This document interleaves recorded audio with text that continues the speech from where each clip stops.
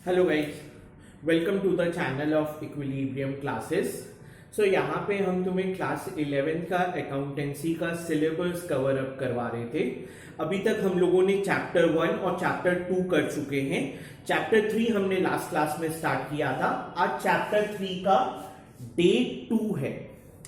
Chapter 3 accounting principles से related था, जहां पे हमने पढ़ा था कि बुक्स ऑफ अकाउंट्स बनाते समय, अकाउंटिंग करते समय, फाइनल अकाउंट्स करते समय we have to follow certain principles. ठीक है, उन्हीं प्रिंसिपल्स को बोला जाता था generally accepted accounting principles. In short हम उन्हें क्या बोलते थे? गैप। इनमें से कुछ प्रिंसिपल्स ऐसे हैं जो यूनिवर्सली फॉलो होते हैं, कुछ प्रिंसिपल्स ऐसे हैं जो हर कंट्री में फॉलो तो होते हैं बट उस कंट्री के अकॉर्डिंग वहां पे थोड़ा सा उन प्रिंसिपल्स में मॉडिफिकेशन किया जाता है। सो आई गेस लास्ट क्लास में मैंने तुम्हें 6-7 प्रिंसिपल्स करवाए थे। अब आगे प्रोसीड करते हैं। मैं पीडीएफ से पढ़ा रहा था। जिन बच्चों के पास पीडीएफ है उन्हें तो पता ही है, जो बच्चे नए हैं जिन्हें आइडिया नहीं है, सबसे पहले तो आप डिस्क्रिप्शन में जाओ, वहां पे आपको प्रीवियस वीडियोस का लिंक मिल जाएगा। आप उस लिंक पे क्लिक करके पहले चैप्टर 1 चैप्टर 2 देख लो, फिर आप चैप्टर 3 पे आना। जो बच्चे चैप्टर 1 चैप्टर 2 देख चुके, चैप्टर 3 स्टार्ट करने वाले हैं, डिस्क्रिप्शन में आपको चैप्टर 3 का पीडीएफ मिल जाएगा। आप उस पीडीएफ पे क्लिक करो, पीडीएफ खुल जाएगा गूगल ड्राइव में। तो आप वीडियो के साथ साथ पीडीएफ भी देखते चलना, बिकॉज मैं पीडीएफ से पढ़ाता हूँ। ठीक है, इससे क्या होगा, आपका नोट्स भी तैयार हो जाएगा और बोर्ड में मैं चीजों को इजीली समझा भी दूंगा। पेज नंबर 2 कॉस्ट कॉन्सेप्ट या historical cost concept.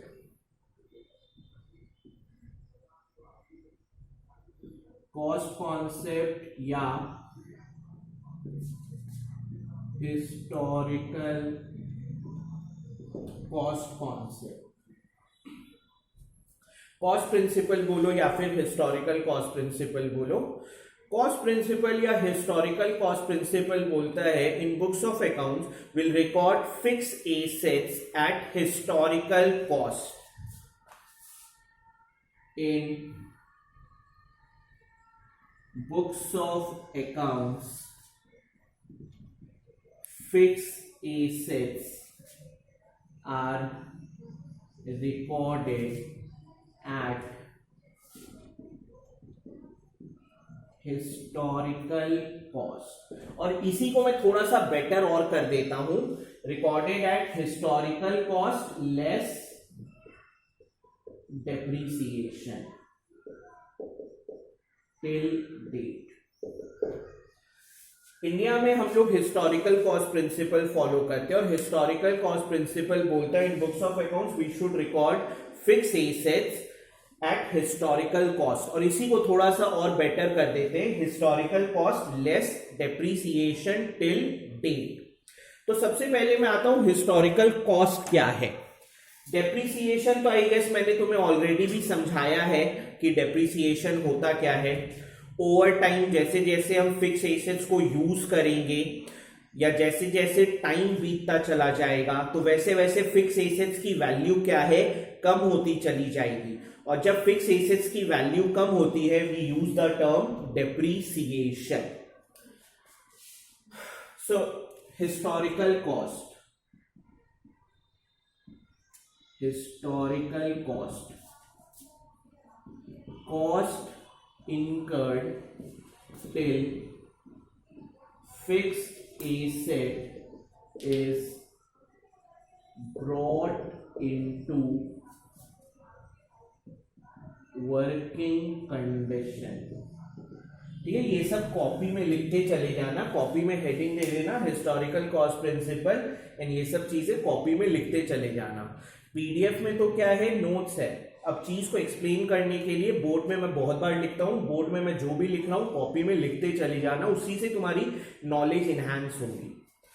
So historical cost is what, cost incurred till fix asset is brought into working condition. Fix asset को वर्किंग कंडीशन में लाने तक जो कॉस्ट लगता है उसी को हम लोग क्या बोलते हैं, हिस्टोरिकल कॉस्ट। तो एग्जांपल से मैं एक्सप्लेन करता हूं।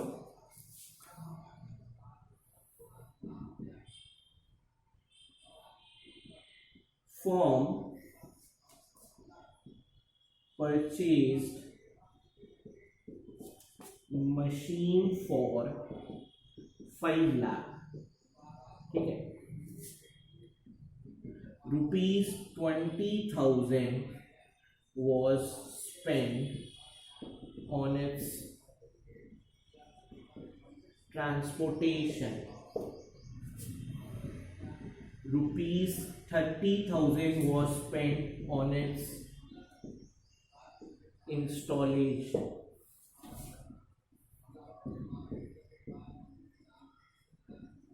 Historical cost of machine will be.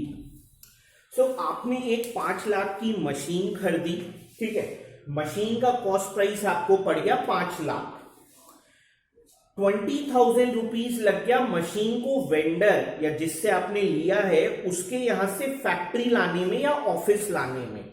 मान लीजिए आप रेलवे के मार्ग से लेके आ रहे हो, या हो सकता है आप शिप के थ्रू मशीन मंगवा रहे हो, मान लो आप मंगा रहे हो मशीन, मान लो जर्मनी से मंगा रहे हो, या मान लो आप मंगा रहे हो मिडिल ईस्ट से, तो वहां से शिप से मशीन आई, या मान लीजिए चाइना से मंगा रहे हो तो शिप से मशीन आई, तो उसके ट्रांसपोर्टेशन में आपको लग गया 20,000 और 30,000 आपने एक मैकेनिक वगैरह बुलवाया और उसके इंस्टॉलेशन में आपको लग गया 30,000। हिस्टोरिकल कॉस्ट का मतलब क्या होता है? फिक्स एसेट को वर्किंग कंडीशन में लाने तक जो खर्चा लगा। तो 5 लाख तो खरीदने में लग गया, 20,000 ट्रांसपोर्टेशन में, 30,000 इंस्टॉलेशन में, और फिर जाके मशीन काम करना स्टार्ट करेगी।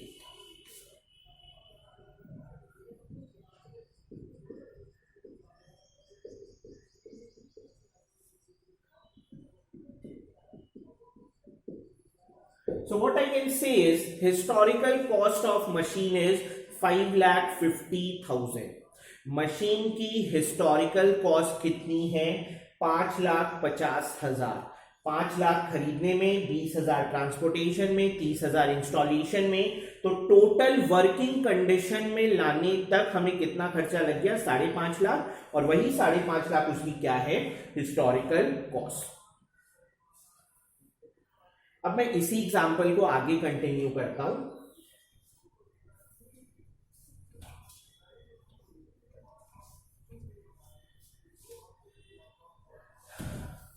अब जैसे जैसे आप मशीन को यूज करोगे तो ओवर टाइम इसकी वैल्यू कम होना स्टार्ट होगी। ऐसा थोड़ी इसकी वैल्यू 5.5 ही लाख रहेगी, ओवर टाइम इसकी वैल्यू कम होगी।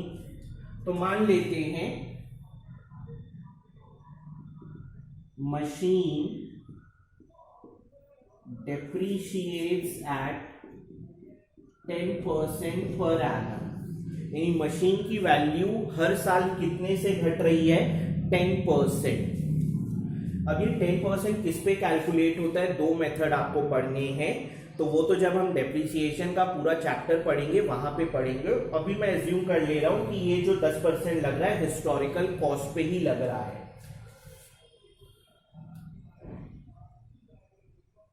So after end of 1 year,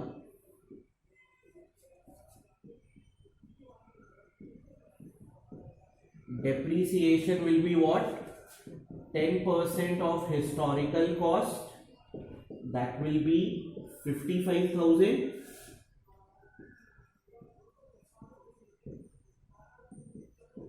Value of machine 5,50,000 की मशीन थी, 55,000 से इसकी वैल्यू कम हो गई, सो दैट विल बी 4,95,000।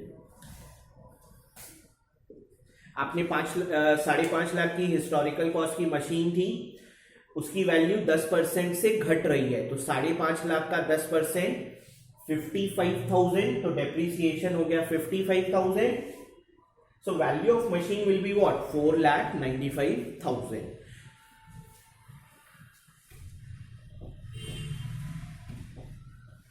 फिर मान लो सेकेंड ईयर भी आपने मशीन यूज की है, ठीक है, तो 1 साल और बीत गया, तो 1 साल और बीत गया तो फिक्स एसेट की वैल्यू और डिक्रीज हुई। हम मान लेते हैं डेप्रिसिएशन उतना ही है। So after end of second year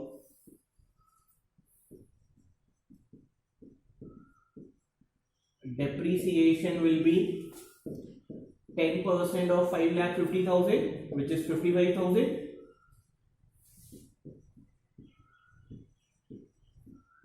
value of machine मैंने क्या लिखा था, historical cost minus depreciation till date. तो हिस्टोरिकल कॉस्ट तो है 5.5 लाख, और अब 2 साल में इसमें कितना डेप्रिसिएशन लग चुका है, 55 और 55। सो 2 साल में इसकी वैल्यू कितने से डिक्रीज कर गई है, 1,10,000 से। सो वैल्यू ऑफ मशीन कितना हो जाएगा, 4,40,000। लास्ट ईयर जब एंड हुआ था तो मशीन की वैल्यू थी 4,95,000, इस ईयर उसकी वैल्यू गिरी है 55,000 से। तो 495 में आप 55 गिरा दो तो आंसर क्या आ जाएगा, 4,40,000। सो इंडिया में हम लोग हिस्टोरिकल कॉस्ट प्रिंसिपल फॉलो करते हैं। हिस्टोरिकल कॉस्ट प्रिंसिपल क्या बोलता है कि जिस समय आप खरीदोगे आप उसका परचेज प्राइस नहीं लिखोगे, क्या लिखोगे, हिस्टोरिकल कॉस्ट। हिस्टोरिकल कॉस्ट क्या है, उसको वर्किंग कंडीशन में लाने तक कितना कॉस्ट लगा। अब हर साल दर साल मशीन की वैल्यू, फिक्स एसेट की वैल्यू क्या लिखेंगे, historical cost minus depreciation till date. ठीक है, ये इंडिया का प्रिंसिपल है। सेकेंड पॉइंट तुम पीडीएफ में देखना, लिखा हुआ है कि मैं एक बार वर्ड टू वर्ड पढ़ देता हूं फिर। मार्केट वैल्यू ऑफ एसेट में change but we continue to show asset at its book value, and book value is what, historical cost less depreciation till date. So कहने का मतलब है इंडिया में हम लोग मार्केट वैल्यू नहीं दिखाते, हम लोग क्या दिखाते हैं, historical cost less depreciation till date.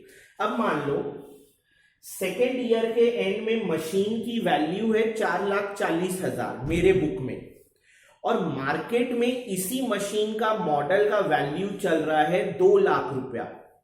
समझ रहे हो बात, तुम्हारे पास जो मशीन का है वो तो एक यूनिट है ना, वैसे तो और भी यूनिट होंगे उस सेम मॉडल के, तो तुम्हारे हिसाब से उसकी वैल्यू है 4,40,000, लेकिन मार्केट में अब उस मॉडल की वैल्यू हो गई है 2 लाख। हो सकता है 2 साल में नए नए मॉडल आगे होंगे जो एडवांस होंगे, तो क्योंकि ये आउटडेटेड वर्जन है तो इसकी मार्केट में वैल्यू हो गई है 2 लाख। तो अब क्वेश्चन अराइज होता है कि क्या हम मार्केट वैल्यू को बुक में शो करें या 4,40,000 को। तो इंडिया में हम ये 4,40,000 दिखाते हैं, मार्केट वैल्यू को कंसिडर नहीं करते हैं। लेकिन इंटरनेशनल अकाउंटिंग बॉडी बोलता है कि हमें उसकी मार्केट वैल्यू कंसिडर करनी चाहिए, ना कि ये वैल्यू। सो डिफरेंस आ गया। तुमसे 1 मार्क में पूछ सकते हैं कि इंडियन अकाउंटिंग स्टैंडर्ड्स और इंटरनेशनल अकाउंटिंग स्टैंडर्ड्स में क्या डिफरेंस है, कोई एक पॉइंट बताओ। तो इंडिया में हम लोग कोई भी फिक्स एसेट की वैल्यू कितनी दिखाते हैं, historical cost minus depreciation till date. तो इंडिया में हम लोग दिखाएंगे 4,40,000। अब मार्केट में हो सकता है इसका वैल्यू चल रहा है 2 लाख। ठीक है, आपके पास तो इस मॉडल का एक यूनिट है, इस मॉडल के हजारों यूनिट भी तो और होंगे जो या तो किसी और के पास होंगे या मार्केट में होंगे जो अभी तक बिके नहीं है। अब 2 साल में ये मॉडल आउटडेटेड हो गया है तो मार्केट में इस मॉडल की वैल्यू हो गई है 2 लाख। तो फॉरेन वाला बोलता है कि अल्टीमेटली तो आप कभी भी ये मशीन को मार्केट में बेचोगे तो मार्केट में तो आपको इसका 2 लाख ही मिलने वाला है, तो आप अपने बुक्स में इसको कितना शो करो, 2 लाख। ठीक है, लेकिन इंडिया में हम लोग वैसे नहीं दिखाते, हम लोग ऐसे दिखाते हैं। तो ये बहुत ही इंपॉर्टेंट प्रिंसिपल है, ये आपके प्रैक्टिकल में बहुत काम आएगा आगे चल के। अगले प्रिंसिपल पे आते, पेज नंबर 3, डुअलिटी प्रिंसिपल या dual aspect principal.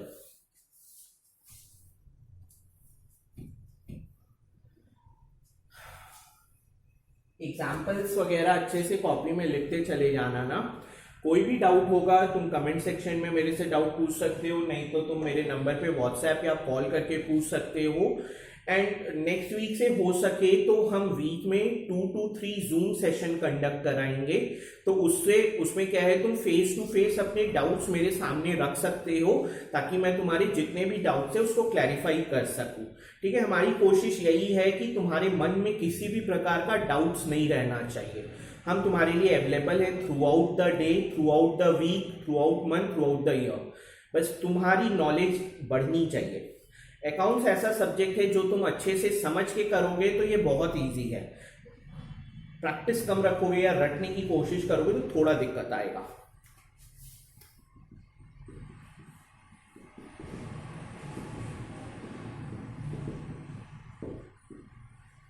Duality principal या डुअल एस्पेक्ट प्रिंसिपल, हम ना डबल एंट्री सिस्टम फॉलो करते हैं। Double entry system of accounting, ठीक है। Double entry system of accounting बोलता है हर चीज के दो पहलू होंगे, दो एस्पेक्ट होंगे। एक एस्पेक्ट कहलाता है डेबिट और एक एस्पेक्ट कहलाता है क्रेडिट। सो डुअलिटी प्रिंसिपल भी क्या बोल रहा है कि हम डबल एंट्री सिस्टम फॉलो करते हैं, और डबल एंट्री सिस्टम क्या बोलता है, हर ट्रांजैक्शन के दो एस्पेक्ट है। One aspect is called debit, another aspect is called credit. अब ये डेबिट और क्रेडिट होता क्या है, ये जब जर्नल स्टार्ट होगा तब मैं तुम्हें समझाऊंगा कि डेबिट होता क्या है, क्रेडिट क्या होता है। अभी मैं नहीं जा रहा कि डेबिट और क्रेडिट है क्या, बस मैं तुम्हें क्या बोल रहा हूं, हर ट्रांजैक्शन के दो एस्पेक्ट होंगे। एक ट्रांजैक्शन डेबिट होगा, यानी एक कोई चीज डेबिट होगी, कोई चीज क्रेडिट होगी। और डेबिट और क्रेडिट हमेशा क्या आना चाहिए, इक्वल। अगर डेबिट और क्रेडिट इक्वल नहीं आ रहा है, इसका मतलब तुमने डबल एंट्री सिस्टम के रूल्स को अच्छे से नहीं अप्लाई किया है और तुम अकाउंटिंग गलत कर रहे हो। सो मैं सम अप करता हूं, डुअलिटी प्रिंसिपल क्या बोल रहा है, डुअलिटी प्रिंसिपल बोल रहा है कि हर ट्रांजैक्शन के, बिजनेस में कोई भी ट्रांजैक्शन होगा उसके दो एस्पेक्ट होंगे, एक डेबिट एक क्रेडिट। और डेबिट और क्रेडिट हमेशा क्या होना चाहिए, इक्वल। तो यहां पे मैं बहुत बेसिक से कुछ एग्जांपल करवा रहा हूं, उससे थोड़ा सा आइडिया क्लियर होगा।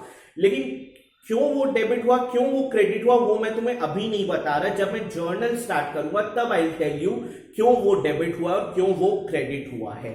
अभी बस मैं तुम्हें प्रूफ करके दिखा रहा हूं कि कैसे किसी बिजनेस ट्रांजैक्शन के दो एस्पेक्ट कैसे आएंगे और दोनों बराबर कैसे आएंगे।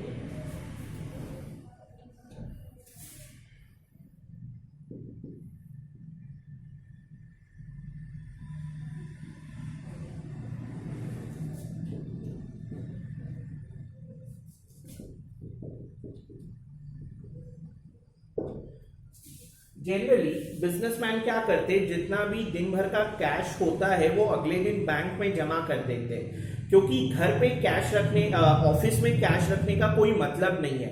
कभी भी चोरी वगैरह कुछ हो जाए तो रिस्क होता है, तो बेटर है उसको कहां जमा कराओ, बैंक में। So cash deposited in bank 1 lakh. तो अब इस ट्रांजैक्शन की वजह से क्या होगा,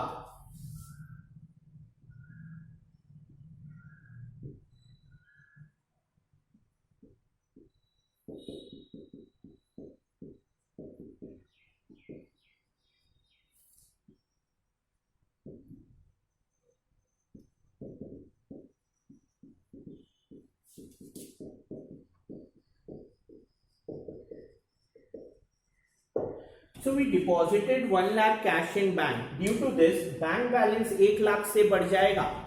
जैसे ही बैंक में हमने 1 लाख रुपया जमा किया, बैंक बैलेंस 1 लाख से बढ़ जाएगा। और ऑफिस में जो गल्ला है वहां से कैश 1 लाख से कम हो जाएगा। कुछ कैश आप रख लो डे टू डे वर्क के लिए, बाकी जो सरप्लस कैश है उसको बैंक में जमा कर दो। तो बैंक बैलेंस बढ़ गया, कैश बैलेंस घट गया। तो इस ट्रांजैक्शन के दो पहलू हुए, एक बैंक बैलेंस बढ़ा, एक कैश बैलेंस घटा।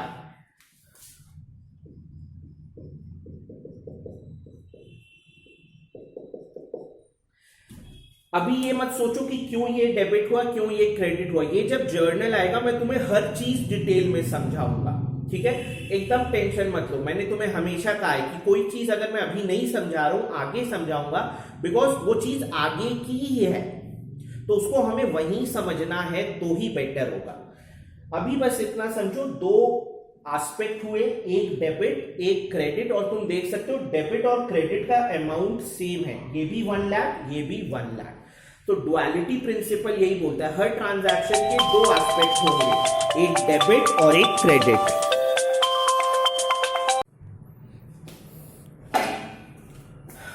ठीक है, फिर एक एग्जांपल और मैं बताता हूं।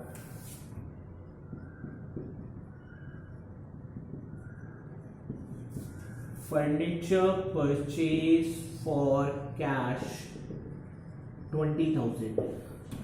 सो हमने ऑफिस में बैठने के लिए, अपने बैठने के लिए या ग्राहक के बैठने के लिए फर्नीचर खरीदा है 20,000 में। तो इससे क्या होगा, आपके पास फर्नीचर आ जाएगा 20,000 का ऑफिस में। ऑफिस में टोटल फर्नीचर का वैल्यू 20,000 से इंक्रीज हो जाएगा।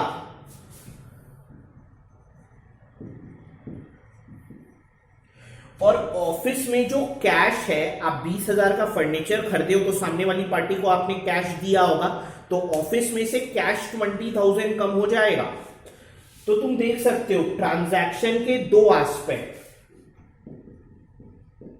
एक डेबिट होगा एक क्रेडिट होगा। कौन डेबिट हुआ कौन क्रेडिट हुआ ये जब जर्नल मैं स्टार्ट करूंगा मैं बताऊंगा, हर चीज का लॉजिक बताऊंगा, क्यों डेबिट क्यों क्रेडिट। ठीक है, मैं तुम्हें कोई भी जर्नल एंट्री आंख बंद करके नहीं करवा दूंगा, लिख दो फलना डेबिट टू फलना क्रेडिट, नहीं, हर चीज का लॉजिक है और लॉजिक जानना जरूरी है, क्यों डेबिट क्यों क्रेडिट। अभी क्योंकि जर्नल स्टार्ट नहीं हुआ है तो अभी बस डुअलिटी प्रिंसिपल तक ही मैं अब तुम्हें रेस्ट्रिक्ट कर रहा हूं। हर ट्रांजैक्शन के दो एस्पेक्ट, एक एस्पेक्ट डेबिट एक एस्पेक्ट क्रेडिट, और दोनों का अमाउंट सेम होगा। देख सकते हो दोनों का अमाउंट सेम है, ये भी 20,000 और ये भी 20,000। सो डुअलिटी प्रिंसिपल यही बोल रहा है कि बिजनेस में जितने भी ट्रांजैक्शन होंगे सभी ट्रांजैक्शन के दो एस्पेक्ट, एक एस्पेक्ट को डेबिट बोला गया है अकाउंटिंग टर्मिनोलॉजी में, एक एस्पेक्ट को क्रेडिट बोला गया है। ठीक है, डेबिट क्रेडिट को प्लस माइनस मत ले लेना, है वो प्लस माइनस जैसे ही, लेकिन ऐसा नहीं कि debit is plus credit is minus, ऐसा नहीं है। मैं तुम्हें समझाऊंगा डेबिट क्या है क्रेडिट क्या है, और डेबिट और क्रेडिट हमेशा क्या आना चाहिए, इक्वल। अगर डेबिट क्रेडिट इक्वल नहीं आ रहा है तो इसका मतलब तुमने डबल एंट्री सिस्टम के रूल्स को ढंग से अप्लाई नहीं किया है और तुम्हारी अकाउंटिंग रॉन्ग है। सो ये एग्जांपल्स लिख लेना, एग्जांपल्स रहते हैं दिमाग में तो चीज क्लियर रहती है। फिर मैं नेक्स्ट प्रिंसिपल पे बढ़ता हूं। प्रिंसिपल्स के चैप्टर से 5-6 मार्क्स का आएगा तुम्हारा, 5 से 6 मार्क्स का ये रहता है। नेक्स्ट है मैचिंग प्रिंसिपल जी, पेज नंबर 3 पे अपने चल रहे हैं।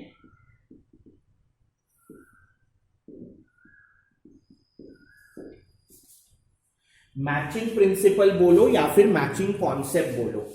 ठीक है, सो डे 1 याद करो, डे 1, और मैं तुमको ये बहुत बार बता चुका हूं। डे 1 को जब मैं तुम्हें अकाउंटिंग प्रोसेस करवा रहा था, अकाउंटिंग साइकिल, तो वहां पे फर्स्ट स्टेप था identification, then it was measurement, recording, classifying, summarising. Year end में we summarise our results, and summarising में what we do, we prepare income statement and position statement. Income statement था मेरा trading and P&L, जो business की financial performance बताएगा कि business को profit हुआ है या फिर लॉस। सो ये मैचिंग प्रिंसिपल उसी से रिलेटेड है। ईयर एंड में आप क्या बनाओ, इनकम स्टेटमेंट। इनकम स्टेटमेंट में आपका क्या आता है, trading account and P&L account. आपसे 1 मार्क में पूछ सकता है कि इनकम स्टेटमेंट में क्या आता है, तो ट्रेडिंग एंड P&L। हम ये क्यों बनाते हैं, फाइनेंशियल परफॉर्मेंस जानने के लिए। तुमसे 1 मार्क में पूछ सकता है कि what do we mean by financial performance of business. So financial performance is business करने से प्रॉफिट्स हुआ है या फिर लॉस। तो ये तो मेरा 11th का लास्ट चैप्टर है, तो अभी मैं बहुत बेसिक समझा रहा हूं ये होगा कैसे।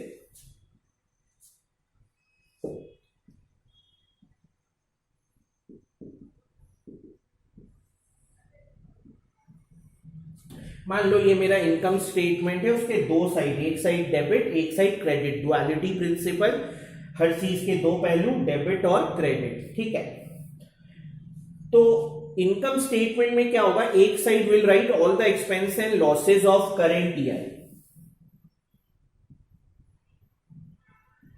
expense and losses of current year, whether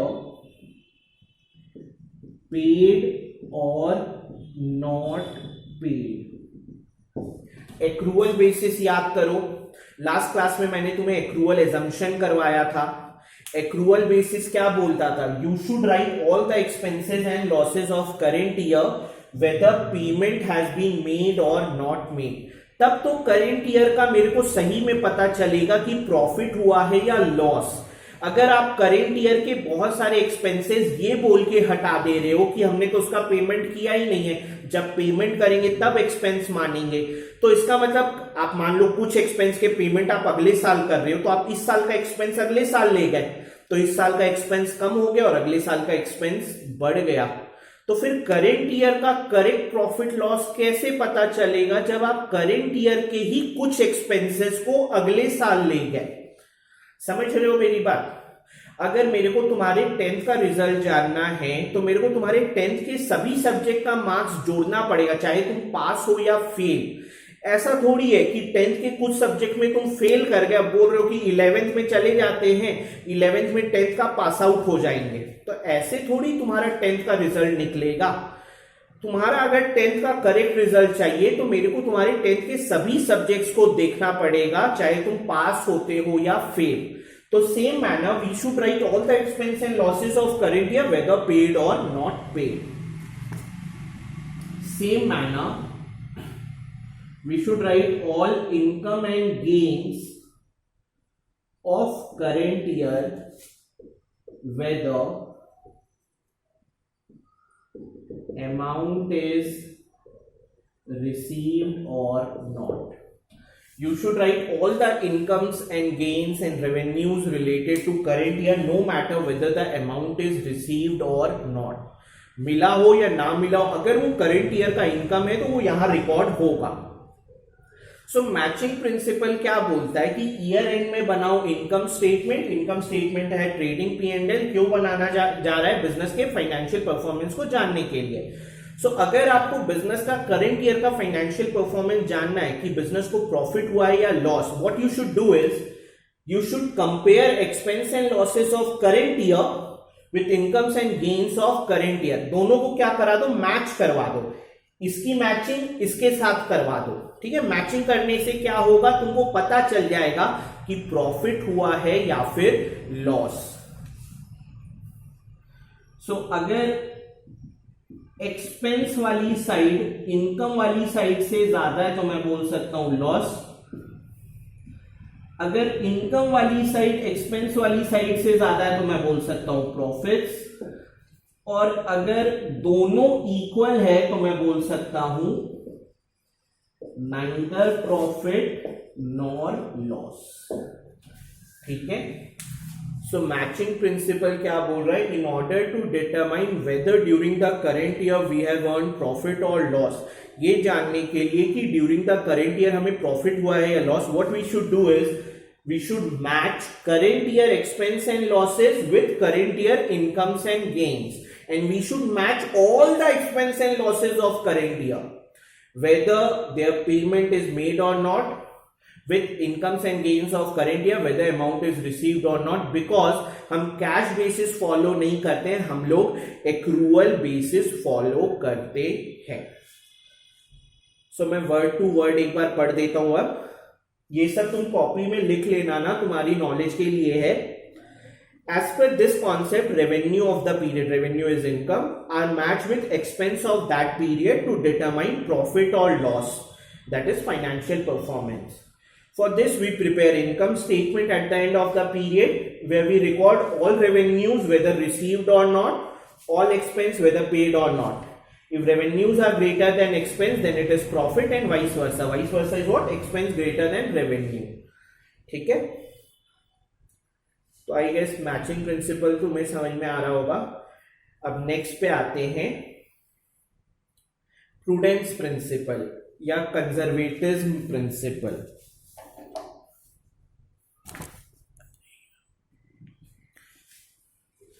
next principle है अपना प्रूडेंस प्रिंसिपल या कंजर्वेटिज्म प्रिंसिपल।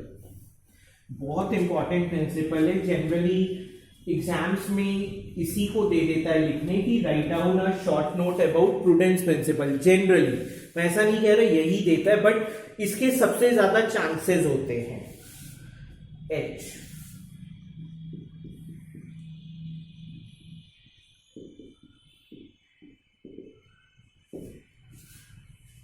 प्रूडेंस प्रिंसिपल बोलो या फिर कंजर्वेटिज्म प्रिंसिपल या concept. This principle is based on a line prevention is better than cure. ठीक है, अगर तुम पहले से प्रिवेंशन लेके चलोगे, अगर तुम पहले से सावधानी बरत के चलोगे तो चांसेस कम होगा कि तुम बीमार वगैरह कम पड़ोगे, चांसेस कम होगा कि अगर एक्सीडेंट होगा तो चोट कम लगेगी, हॉस्पिटल नहीं जाना पड़ेगा। सो prevention is better than cure, आप पहले से प्रिवेंशन लेके चलो। तो प्रूडेंस प्रिंसिपल भी इसी बात पे बेस्ड है, तुम पहले पढ़ लो। As per prudence concept, we should record all prospective losses and we should not record prospective profits in the books. ये क्या बोलता है? Record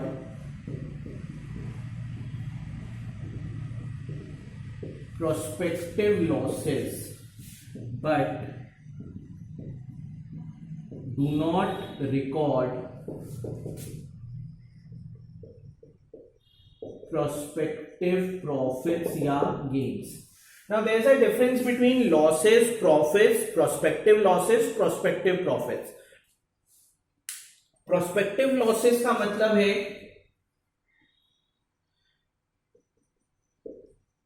फ्यूचर में होने वाला लॉस, और प्रोस्पेक्टिव प्रॉफिट्स का मतलब है फ्यूचर में होने वाला प्रॉफिट्स। लॉस तो क्या है? लॉस हो गया, नुकसान हो गया। प्रॉफिट क्या है? प्रॉफिट हो गया। बट प्रोस्पेक्टिव लॉस का मतलब अभी लॉस हुआ नहीं है, फ्यूचर में लॉस हो सकता है। प्रोस्पेक्टिव प्रॉफिट्स का मतलब अभी प्रॉफिट हुआ नहीं है बट फ्यूचर में प्रॉफिट हो सकता है। सो प्रूडेंस प्रिंसिपल क्या बोल रहा है कि you should take into account prospective losses but you should not take into account prospective profits. ठीक है, तुम सिंपल से एक चीज सोचो, अगर मान लो तुम एक्सपेक्ट कर रहे हो कि 10th में तुमको 75% आएगा, यू आर एक्सपेक्टिंग 75% आएगा, और तुमको मान लो आ गया 82%। You were expecting 75% and you got 82%. तो तुमको खुशी होगी या तुमको गम होगा? तुम एक्सपेक्ट कर रहे थे 75% का और आ गया 82%, तो तुम खुद सोच के देखो तुमको खुशी होगी अपने रिजल्ट के बाद या गम होगा? बात समझ में आ रही है? ये तो तुमको भी पता है क्या होगा। दूसरा केस, तुम एक्सपेक्ट करके रखे थे कि 95% आएगा और तुमको आ गया 93%।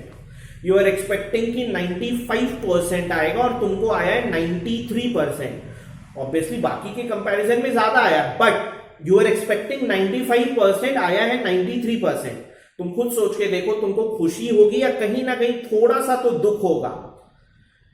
समझ रहे हो बात? ठीक है, 93% आया, that is also very good marks, बहुत अच्छा मार्क्स है, बट क्योंकि तुम्हारे एक्सपेक्टेशन से कम आया तो कहीं ना कहीं तुमको थोड़ा तो धक्का लगेगा। तो अगर तुम कम सोच के चलो और रिजल्ट अच्छा हो जाए तो अच्छा लगता है, लेकिन अगर तुम बहुत ही ज्यादा हाई एक्सपेक्टेशन रखो और कम हो जाए तो खराब लगता है। तो ये प्रूडेंस प्रिंसिपल भी यही बोल रहा है कि भविष्य में होने वाले नुकसान को आज लिख के चलो। तो अगर फ्यूचर में लॉस हुआ तो तुम तो उसके लिए पहले से प्रिपेयर्ड थे, और अगर नहीं हुआ तो तुमको अच्छा लगेगा। समझ रहे हो मेरी बात? अच्छे से सुनो मैं बोल के आ रहा हूं। ये बोलता है फ्यूचर में होने वाले लॉस को आज कंसिडर कर लो। क्यों? अगर फ्यूचर में लॉस हुआ तो तुम तो उसके लिए पहले से प्रिपेयर्ड थे, और अगर लॉस नहीं हुआ तो तुमको अच्छा लगेगा, तुम तो लॉस के लिए तैयार थे, लॉस नहीं हुआ, नुकसान नहीं हुआ। लेकिन अगर तुम फ्यूचर में होने वाले प्रॉफिट को आज रिकॉर्ड कर लो, हो गया तो चलो एक अलग बात है, नहीं हुआ तो तुम्ही को गम मारेगा कि तुम तो एक्सपेक्ट करके रखे थे कि मुनाफा इतना होगा, ये आएगा, उधर से पैसा आएगा, लेकिन आया नहीं, तो तुम्ही को खराब लगेगा। तो ये उसी मेंटालिटी पे बेस्ड है कि आप प्रोस्पेक्टिव लॉसेस को लिख के चलिएगा तो आप भविष्य में होने वाले नुकसान के लिए अपने आप को प्रिपेयर करके चलिए। फ्यूचर में होने वाले प्रोस्पेक्टिव प्रॉफिट्स को मत लिखिए, बिकॉज अगर नहीं हुआ तो गम होगा। ठीक है, तो ये तो बहुत लेमैन टर्म्स में हो गया। अब थोड़ा सा टेक्निकल टर्म्स में मैं बोलूं तो हम कर क्या रहे हैं, हम फ्यूचर में होने वाले लॉसेस को आज लिख ले रहे हैं। तो उससे क्या हो रहा है, हम आज अपना लॉस बढ़ा दे रहे हैं। अगर हम अपना लॉस बढ़ा देंगे तो हमारा प्रॉफिट्स क्या होगा, थोड़ा कम हो जाएगा। अच्छे से सुनो मैं क्या बोल रहा हूं। नेक्स्ट ईयर होने वाले लॉस को मैं आज कंसिडर कर ले रहा हूं, तो आज मेरा लॉस बढ़ गया, तो आज मेरा प्रॉफिट कहीं क्या हो जाएगा, कम। लेकिन फ्यूचर में होने वाले प्रॉफिट्स को अगर मैं आज लिख लूं तो मैं अपने प्रॉफिट्स को बढ़ा दे रहा हूं, तो उससे क्या होगा, मेरा प्रॉफिट बढ़ा हुआ नजर आएगा। तो प्रिंसिपल क्या बोल रहा है कि हो सके तो आप अपने रिजल्ट्स को थोड़ा सा कम करके दिखा दो, लेकिन बढ़ा के मत दिखाओ। ठीक है, थोड़ा सा कम करके दिखाओगे तो लोग पहले से तैयार रहेंगे। ठीक है, वो धोखे में नहीं आएंगे। लेकिन अगर तुम बढ़ा के दिखाओगे तो हो सकता है तुम लोगों को क्या कर सकते हो, फूल कर सकते हो।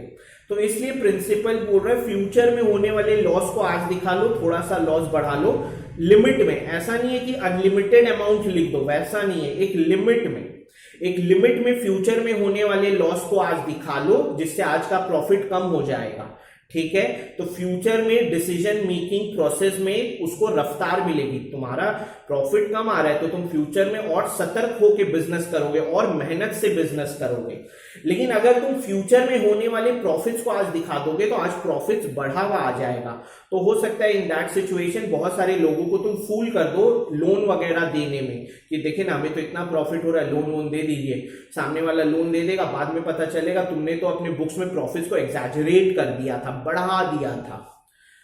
सो प्रूडेंस प्रिंसिपल यही है, थोड़ा सा टफ है ये, बट ये यही बोल रहा है कि फ्यूचर में होने वाले लॉसेस को दिखाइए, बट फ्यूचर में होने वाले प्रॉफिट्स को मत दिखाइए। फ्यूचर में होने वाले लॉसेस को अगर आज आप दिखाओगे तो आपका आज का प्रॉफिट थोड़ा सा कम दिखेगा। ठीक है, कोई दिक्कत नहीं है। लेकिन अगर आप फ्यूचर में होने वाले प्रॉफिट्स को दिखा दोगे तो आपका आज का प्रॉफिट बढ़ा हुआ दिखेगा, जिसके बहुत ज्यादा कॉन्सिक्वेंसेस हो सकते हैं। इसके एग्जाम्पल्स पे मैं अभी नहीं जा रहा, बिकॉज इसके एग्जाम्पल्स को समझने में अभी तुम्हें थोड़ी और नॉलेज चाहिए, तो मैं इसके एग्जाम्पल्स पे नहीं जा रहा। Application of this principle ensures that financial statements presents a realistic picture of business affairs and do not provide a better picture than what actually is। ठीक है, जैसे दो एग्जाम्पल है। फर्स्ट एग्जाम्पल में अभी नहीं जा रहा, सेकंड तुम देखो। सेकंड एग्जाम्पल है कि provision for bad debts, provision for discount on debtors. Bad debts मैं तुम्हें बता चुका हूं टर्म्स में। बैड डेब्ट्स होता क्या है, हमने किसी को उधार दिया या उधार में माल बेचा, अब सामने वाला पार्टी मेरे को पैसा देने में सक्षम नहीं है, वो मान लो दिवालिया डिक्लेयर हो गया और अब पैसा नहीं मिल रहा, तो जो पैसा मैं रिकवर नहीं कर पाया वही मेरा क्या है, बैड डेब्ट्स। डेटर्स को हम डिस्काउंट देते हैं। डेटर्स मैंने तुम्हें बताया था, डेटर कौन होता है, जिसको हमने उधार में माल बेचा। अब मैंने किसी को उधार में 50,000 का माल बेचा, वो मेरा डेटर है, वो कुछ दिनों बाद पैसा देने आया, बोला भैया 10% डिस्काउंट दे दीजिए ना, 45,000 ले लीजिए, तो 5,000, या हो सकता है वो बोल रहा है कि भैया 3 महीना 6 महीना बाद पैसा देंगे, तो मैं उसको बोल रहा हूँ तुम अभी दे जाओ, 10% डिस्काउंट ले लो, तो 45,000 वो मेरे को दे जाएगा, 5,000 मैं उसको क्या दे रहा हूँ, डिस्काउंट। तो हमें पता है हम बिजनेस करते हैं तो ऐसे सिचुएशन अराइज होंगे ही होंगे, बैड डेब्ट्स होगा ही होगा, डिस्काउंट का प्रोविजन बनाना ही पड़ेगा। जैसे मेरे यहां भी मान लो 300-400 बच्चे लाइव पढ़ते हैं, ठीक है, जिनसे मैं फीस चार्ज करता हूं, तो मेरे को पता है उनमें से कुछ बच्चे ऐसे हैं, है तो बहुत कम, 4-5 बच्चे ऐसा काम करते हैं, वो पढ़ लेंगे और फिर 60-70%, 80% पढ़ने के बाद बिना फीस दिए निकल जाएंगे। तो मैंने तो अपने साइड से सर्विसेज दे दी, बट क्योंकि वो बिना फीस दिए चले गए, तो अब तो मेरे लिए वो बैड डेब्ट्स हो गया। तो मेरे को पता है हर ईयर कुछ बच्चे ऐसा करते ही करते हैं, पता नहीं, समझ में नहीं आता इतनी कम उम्र में अगर ये लोग ऐसा काम कर रहे हैं तो आगे चल के ये लोग क्या करेंगे। हाँ, समझ में आते किसी की फाइनेंशियल कंडीशन खराब हो सकती है, फीस देने में दिक्कत है, तो वो आप हमें बताओ। लेकिन जितना मैं अपने बच्चों को जानता हूं, मेरा हर बच्चों से इंटरेक्शन रहता है, तो जिन जिन बच्चे ये काम करते हैं उनमें से मैक्सिमम की कोई फाइनेंशियल कंडीशन खराब नहीं होती। वो घर से, पेरेंट्स से पैसा उठा लेते हैं, वो कहीं ना कहीं खर्च कर देते हैं, अब दोबारा कैसे मांगेंगे, तो इसलिए फिर 70-80% करके निकल जाते हैं। तो मेरा तो हो गया बैड डेब्ट्स। फिर हो सकता है कुछ के पेरेंट्स बोले सर इतनी फीस है, 1000-2000 रुपए हमें डिस्काउंट दे दीजिए, तो फिर कुछ बच्चों को डिस्काउंट देना पड़ता है। तो हमें पता है कि फ्यूचर में हमें बैड डेब्ट्स भी होगा और हमें डिस्काउंट भी देना है। तो बैड डेब्ट्स और डिस्काउंट अब कितना होगा ये हमें नहीं पता, हम एक अंदाजा लगा सकते हैं कि 10,000 रुपया का बैड डेब्ट हो सकता है, 20,000 का हो सकता है, 30,000 का हो सकता है, डिस्काउंट 10,000 टोटल देना पड़ सकता है, हम एक अंदाजा लगा सकते हैं, एग्जैक्ट नहीं। तो फ्यूचर में क्योंकि मेरे को पता है ये दो तरह के नुकसान होंगे ही होंगे, तो इन दोनों नुकसान को मैं आज ही लिख ले रहा हूं एक एस्टिमेटेड फिगर, ठीक है, because of what, prudence principle. Future में होने वाले प्रोस्पेक्टिव लॉस को लिखिएगा, लेकिन फ्यूचर में होने वाले प्रोस्पेक्टिव प्रॉफिट्स को कभी मत लिखिएगा, बिकॉज आपको आपकी पिक्चर ज्यादा एग्जैजरेट करके नहीं दिखानी है, थोड़ी सी पिक्चर को क्या करनी है, उसकी क्वालिटी कम रखनी है, ठीक है। मैं फर्स्ट एग्जांपल पे इसके नहीं आ रहा हूं अभी, क्योंकि वो जब हम फाइनल अकाउंट्स पढ़ेंगे तब उसको पे आएंगे। हाँ, लेकिन मान लो एग्जाम में 1 मार्क में ये आ गया कि closing stock is valued at book value और market value whichever is less is based on which principle, तो लिख देना प्रूडेंस प्रिंसिपल। और क्यों लॉजिक, क्या लॉजिक लगा है वो जब मैं तुमको लास्ट चैप्टर पढ़ाऊंगा तब समझ में आएगा। नेक्स्ट है revenue recognition concept.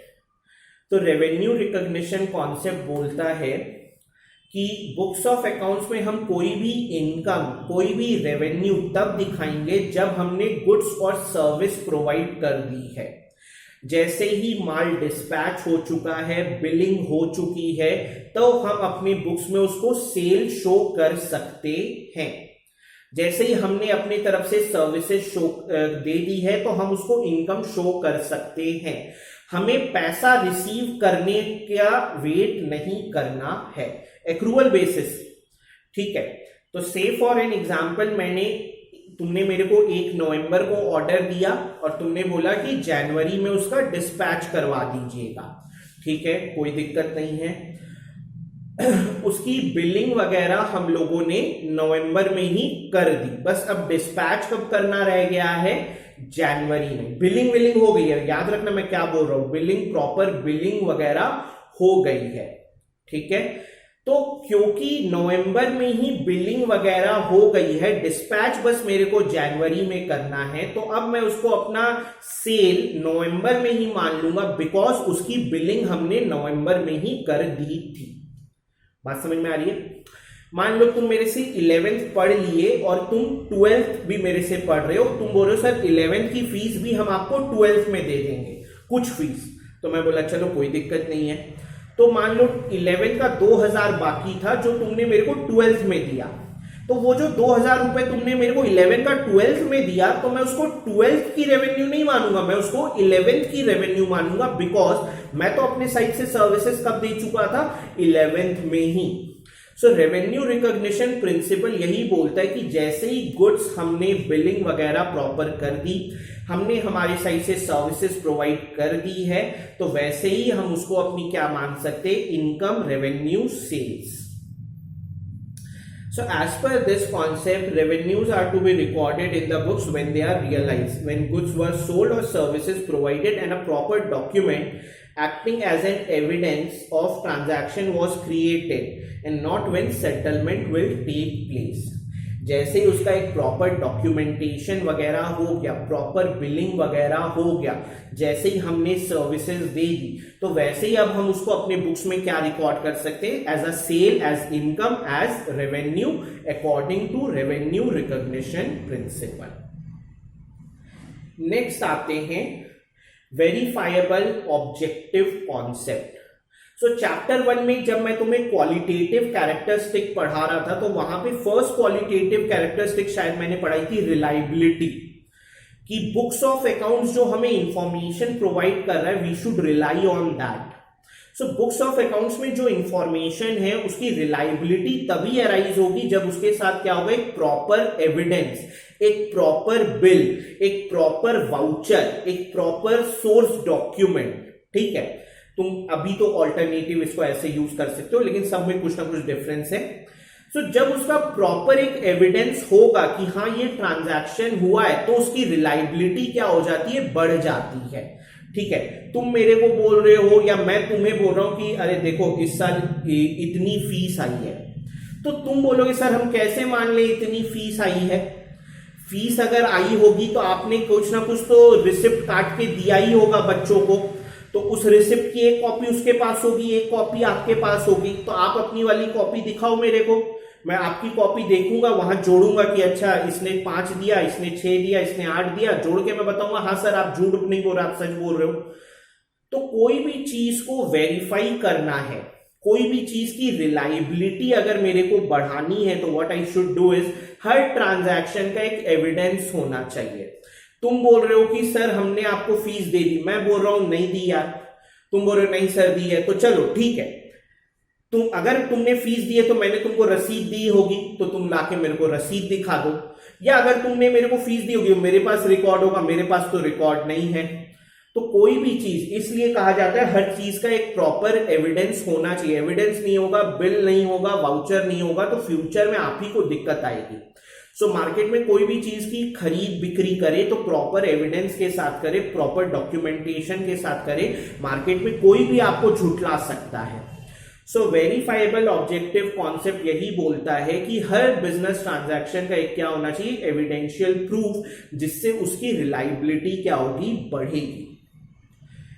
As per this concept, transaction is recorded in the books of accounts on the basis of proper evidence, that is source document or voucher. Books of accounts should be reliable and free from personal biasness of accountant. यानी books of accounts reliable होना चाहिए, और वो reliable तभी होगा जब उसका proper documentation होगा। अकाउंटेंट की पर्सनल बायसनेस क्या होती है, पक्षपात, अपने से डिसीजन लेना। तो अकाउंटेंट अपने से ही कोई रैंडम फिगर ना लिख दे, अगर सेल 5000 है तो 5000 ही लिखो, क्योंकि उसका एक प्रॉपर डॉक्यूमेंटेशन है। अगर डॉक्यूमेंटेशन नहीं होगा तो अकाउंटेंट सेल 50,000 भी लिख सकता है, 500 भी लिख सकता है, वो अपने अकॉर्डिंग लिख सकता है। तो अगर हम चाहते हैं कि अकाउंटेंट अपने से कोई फिगर ना बैठाए, पर्सनली बायस ना हो, तो उसके लिए आप एक एविडेंस रखो। Some of the vouchers which are used to record transactions are cash memo, invoice, sales bills, etc. हम आगे पढ़ेंगे, वाउचर नाम का एक चैप्टर आएगा, वहां पे देखेंगे कैश मेमो कब बनता है, इनवॉइस कब बनता है, वगैरह वगैरह। सो क्लियर है वेरीफाइबल ऑब्जेक्टिव प्रिंसिपल। तुमसे 1 मार्क में पूछ सकता है कि वेरीफाइबल ऑब्जेक्टिव प्रिंसिपल अकाउंटिंग के कौन सी क्वालिटेटिव कैरेक्टरिस्टिक को सेटिस्फाई करता है, तो उसका आंसर क्या होगा, रिलायबिलिटी। और लास्ट प्रिंसिपल मटेरियलिटी प्रिंसिपल, तो नाम से ही पता चल जा रहा है मटेरियल, मटेरियलिस्टिक। मटेरियलिस्टिक का मतलब रेलेवेंस। तो ये प्रिंसिपल यही बोलता है कि बिजनेस के बुक्स ऑफ अकाउंट्स में सिर्फ मटेरियल फैक्ट्स रिकॉर्ड होने चाहिए, इमटेरियल फैक्ट्स नहीं। अब मटेरियल फैक्ट्स क्या है, transactions which are related to business. Immaterial facts क्या है, transactions which are not related to business. So business के बुक्स ऑफ अकाउंट्स में we should only record transactions which are related to business. Transaction जिनका business से दूर दूर तक कोई नाता नहीं है, वो बिजनेस के बुक्स ऑफ अकाउंट्स में रिकॉर्ड नहीं होने चाहिए। ये मैं तुम्हें डे 1 से समझा रहा हूं। Identification step number 1, we should identify whether this event is related to business or not. If this event is related to business, it will find a place in business books of accounts. If this event is not related to business, it will not find a place in business books of accounts. So as per this principle, only material facts are to be recorded in books of accounts. Transactions and events related to business, transactions which affect decision of interested users are recorded in the books. Chapter 1 में we did interested users, internal users, external users. Transactions which are immaterial to business, that is not related to business, should not be recorded in books of accounts. So हम staff की salary पे कर रहे हैं, हम office का rent पे कर रहे हैं, हम ऑफिस का बिजली बिल भर रहे हैं, ये सब बिजनेस से related, it will be recorded in books of accounts. अब मान लो मैं अपने दोस्तों के साथ कहीं घूमने चला गया या फैमिली के साथ कहीं घूमने चला गया, तो वो तो मेरा अपना पर्सनल है, ठीक है, तो वो फिर बिजनेस के बुक्स ऑफ अकाउंट्स में रिकॉर्ड नहीं होना चाहिए. हाँ, अगर हो सकता है कि मैंने ऑफिस से कैश लेके मैं गया हूं तो फिर शायद वो बिजनेस के बुक्स ऑफ अकाउंट्स में रिकॉर्ड होगा, because business entity principle, business अलग होता है, ओनर अलग होता है. ओनर बिजनेस में पैसा लगाता है कैपिटल, ओनर अपने पर्सनल यूज से बिजनेस से पैसा विड्रॉ करता है. ड्रॉइंग्स, टर्म्स याद करो, टर्म्स में हमने कैपिटल पढ़ा था, ड्रॉइंग्स पढ़ा था, ठीक है. लेकिन अगर मैंने वो कैश अपना पर्सनल यूज किया है, वो कैश बिजनेस से रिलेटेड नहीं है, तो फिर वो बिजनेस के बुक्स ऑफ अकाउंट्स में रिकॉर्ड नहीं होगा. तुमसे 1 मार्क में पूछ सकता है कि मटेरियलिटी प्रिंसिपल अकाउंटिंग के किस क्वालिटेटिव कैरेक्टरिस्टिक को सेटिस्फाई करता है. तो तुम मेरे को कमेंट सेक्शन में बताना कि मटेरियलिटी प्रिंसिपल अकाउंटिंग इंफॉर्मेशन के किस क्वालिटेटिव कैरेक्टरिस्टिक को सेटिस्फाई करता है. सो ये हमारा प्रिंसिपल चैप्टर ओवर हो गया. इस चैप्टर में कुछ कुछ छोटी छोटी चीजें और हैं, जैसे IFRS, अकाउंटिंग स्टैंडर्ड्स, ये सब. तो ये सब चीजें मैं तुम्हारे साथ आगे डिस्कस करूंगा, I guess in the month of July और अगस्त, ठीक है. वो सब चीजें थोड़ी सी टेक्निकल है, तो थोड़ा सा प्रैक्टिकल नॉलेज तुम गेन कर लो, तब मैं तुम्हारे साथ डिस्कस करूंगा अकाउंटिंग स्टैंडर्ड्स क्या होते हैं, IFRS क्या होते हैं, वगैरह वगैरह. तुम बुक्स वगैरह पढ़ोगे तो तुमको बुक्स में वो सब मिलेगा, बट तुमको दिक्कत आएगा. तो अभी क्या है, अभी तुम सिर्फ जितना PDF में है उतने तक अपने को रेस्ट्रिक्ट रखो, उसी को बार बार पढ़ो, ठीक है, धीरे धीरे करके. कि बुक्स में क्या है ना, बुक्स में ऐसा सीक्वेंस रखा गया है कि जैसे कोई बच्चा पहले से अकाउंट्स जानता है, उसको हर एक चीज समझ में आ रही है, तो वो सीक्वेंस थोड़ा सा गलत है, ठीक है. तो मैं अपना सिलेबस का सीक्वेंस ऐसा रख रहा हूं कि धीरे धीरे धीरे धीरे करके जैसे जैसे तुम नॉलेज गेन करते जाओगे, तो जो जो चीज मैं स्किप करते जा रहा हूं फिर मैं वहां पे पुट इन करना स्टार्ट कर दूंगा, ठीक है. नेक्स्ट लेक्चर से मैं फिर प्रैक्टिकल स्टार्ट कर दूंगा, और प्रैक्टिकल में सबसे पहले हम लोग अकाउंटिंग इक्वेशन करेंगे. वही बेस है, बेसिक प्रैक्टिकल नॉलेज वहीं से स्टार्ट हो जाती है. सो नेक्स्ट क्लास से फिर हम लोग वही स्टार्ट करेंगे. तुम में से किसी को भी कोई डाउट होगा तो या तो तुम कमेंट सेक्शन में मेरे से पूछ लेना, नहीं तो मेरे नंबर पे तुम व्हाट्सएप कर सकते हो, ठीक है. और मैं फिर सभी बच्चों से अपील करूंगा कि guys do like the video, आप चैनल को सब्सक्राइब